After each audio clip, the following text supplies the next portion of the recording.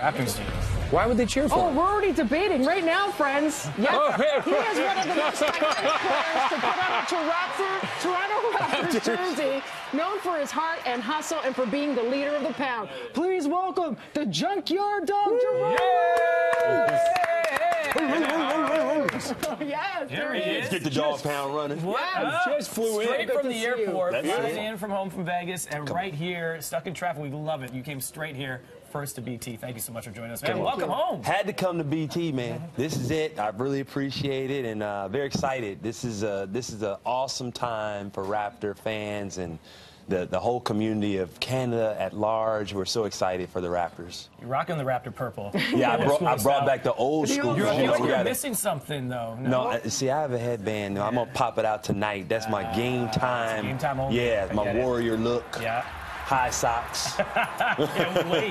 Got to ask you, just want to go back for a second. That Game 7 Philadelphia, what were you thinking when that happened after what happened with Philly the last time? You know, when I saw the shot go in with Kawhi, it just brought back all the memories of Vince missing the three-pointer fadeaway on the baseline, and just seeing it was just like, man, this is great.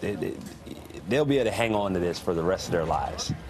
When you heard about this, that they finally made it this far, and of course, you were here for, what, 3 seasons? Does it feel like home and still very much part of you when you land in Toronto?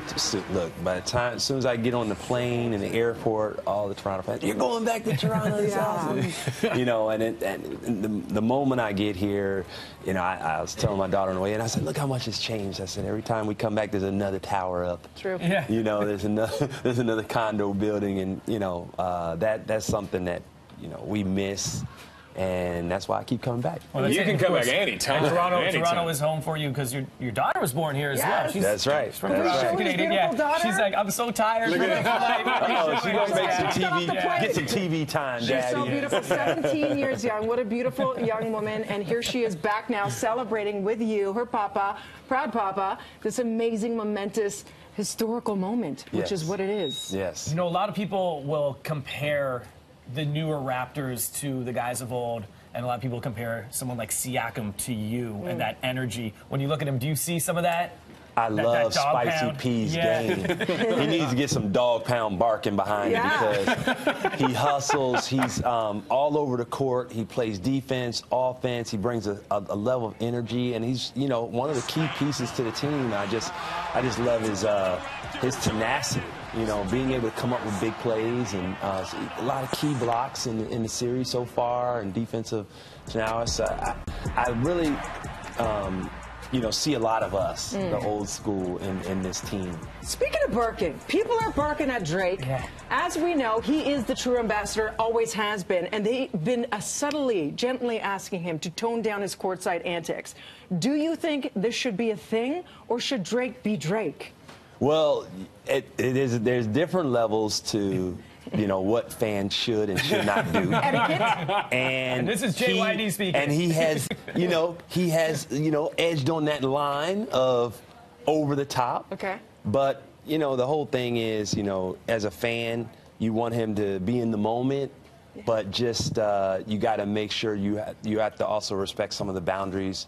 I think more or less for the other team than for our team, because, you know, you can rouse up the other team. And that's the thing that, you know, even for Toronto fans, we want to make sure he doesn't step outside that box, because if I'm a player on the other team and he starts to get a little too much, then that could motivate me. Yeah. And that's what you don't want. for saw Toronto. that. You don't You want saw that any against extra us. motivation, because, Right. you know, then it's them against Drake versus them Yeah. against the And you Raptors. saw that. And that's what you don't Did you want. see season Golden with State? Kendrick, right? Did you see Golden State being vulnerable? I mean, they've been there 5 times. This is their 5th time in the finals. Is this the chance that somebody can unseat them? Well, you know what? The champions are never vulnerable. They can just be complacent. And that complacency can sometimes cause, you know, because we've been there before, we feel like we can always overcome. Overconfidence is what I call it. So I think that, you know, the Raptors have a great chance. When you make it this far, no one can count anybody out. Yeah. And the heart of the champion is always going to be tough to overcome.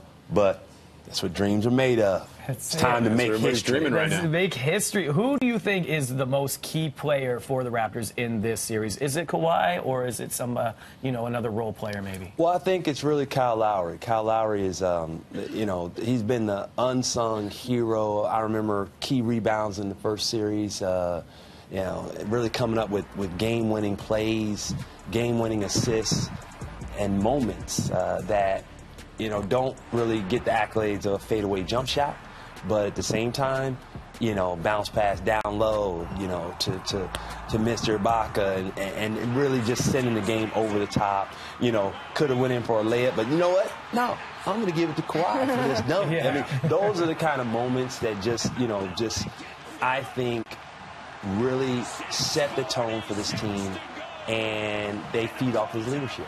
I have to ask, 48 states are cheering for the Raptors. That's right. There are 2 that aren't. California, understandable, That's right. and Nevada. Explain yourself, please. I will.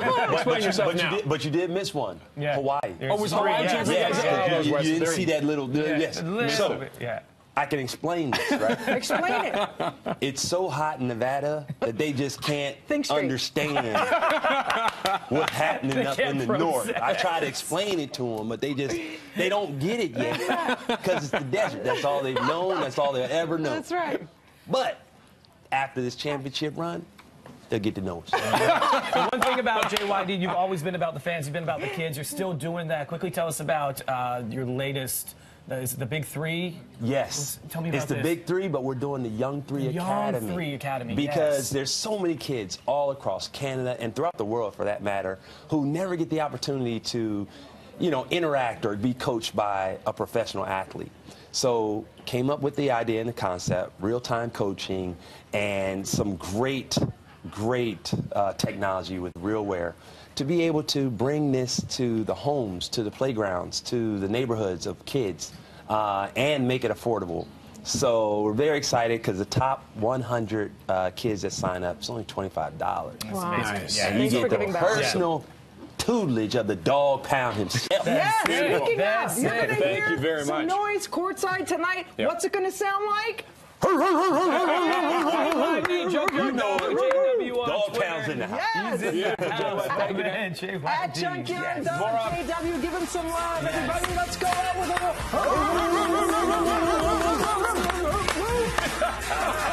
a